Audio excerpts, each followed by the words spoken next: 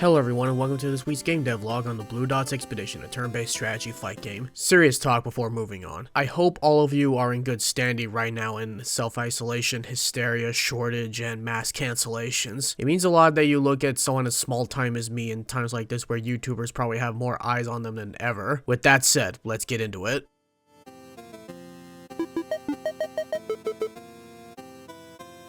This will be quick and to the point. If there's anything I've learned from making tutorials in all strides, is that you really have to hammer it into them, visually but in a subtle way, which leads me to the newest addition in the flight tutorial. In order to hammer home the barrel rolling, I had to make it lethal, specifically by deflecting bullets. I made the logic for a new enemy, the stationary enemy. It'll stay where it is and will shoot the player when it gets in range. When the enemy appears, a lock-on animation appears on the minimap to designate its initial spawn point. And after the player has deflected enough bullets, the enemy will lower the shield, and the next step speaks for itself. It goes without saying that the art isn't official, this is just to get the logic in. And there's a small bit of polish too, like making the indicators fade in and fade out depending if a contextual animation is activated. But more importantly, it fades out when you defeat an enemy and fades in when there's a new one. I also made a pool of player indicators for prefab editing reasons. Small stuff like that. Now on to the turn-based strategy part of the tutorial.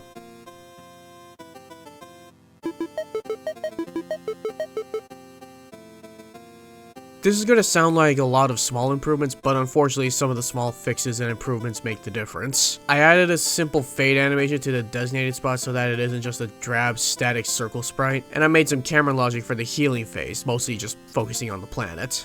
Speaking of which, the healing had its own little multi-step logic overhaul. First, it needs to check if ships need to be healed before moving on, meaning it won't start the healing phase if none of the ships need healing. If so, determine how much health they should gain back, with a maximum being 5. For example, if a ship's max health is 20 and they have 17 health points left, they'll only get 3 additional health points. And that's shown in the text mesh objects with a fade animation. The health phases are called in the reorderable phases I made with a combination of editor scripting and event handling, specifically in the no battle phases, which are called specifically when there isn't an encounter, and the end phases where an encounter does happen. And once the tutorial part is over, I just let the player handle the encounters by themselves and apply what they've learned, mostly moving, healing, and encountering, almost like how Call of Duty 4 did with its training course.